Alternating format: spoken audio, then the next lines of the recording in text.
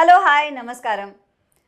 మనందరికీ ఇష్టమైన day father's day వచ్చేసింది. సో ఫాదర్స్ డే అనేది మనందరికీ తెలిసినట్టు జూన్లో థర్డ్ సండే సెలబ్రేట్ చేసుకుంటాము.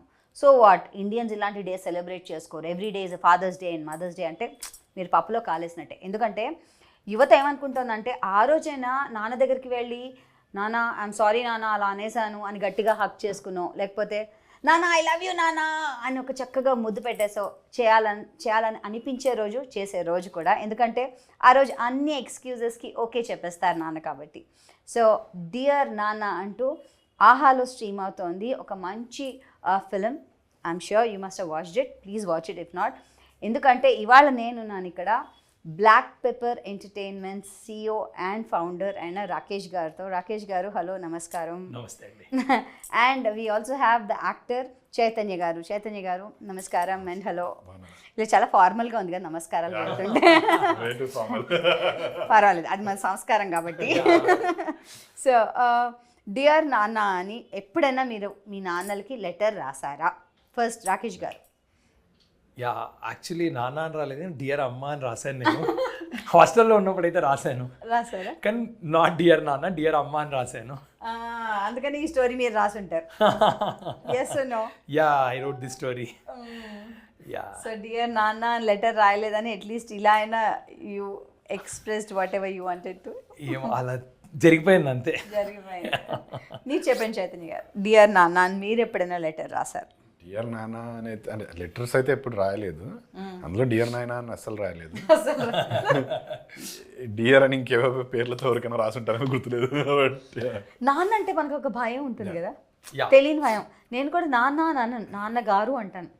మా ఇంట్లో కూడా మా అమ్మ. But otherwise usually fathers and daughters have some kind of bonding. అంటే ఏదో కొంచెం అది ఉంటుంది. అది డాడీ వరకు ఓకే, నాన్న అనేసి నాన్నగారు, నాన్నగారు రెస్పెక్ట్ఫుల్ గా వచ్చేస్తుంది. యా, 80s 90s కిడ్స్ కి అది డిఫాల్ట్.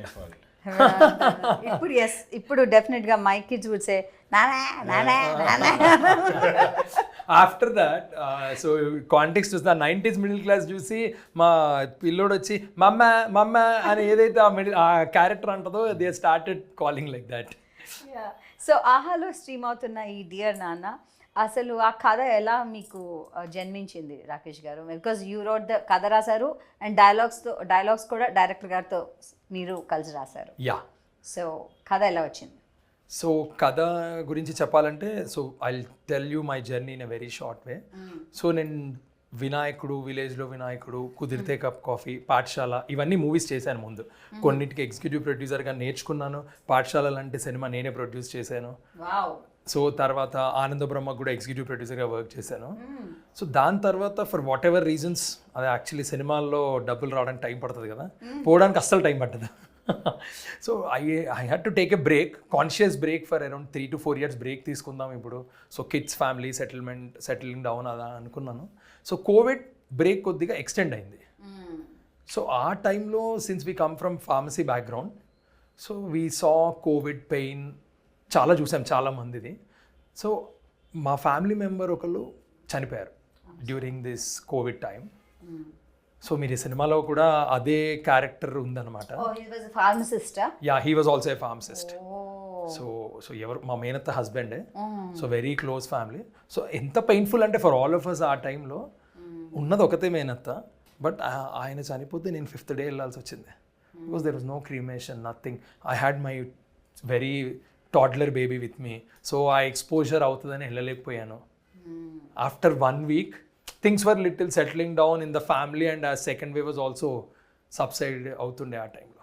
సో ఆ పెయిన్లో ఏంటంటే అసలు వ్యాక్సిన్ ఆయనకి ఇచ్చుంటే ఇప్పుడు ఆయన బతుకుండేవాడేమో అనే ఒక థాట్ తోటి స్టార్ట్ అయిన స్టోరీ ఇది.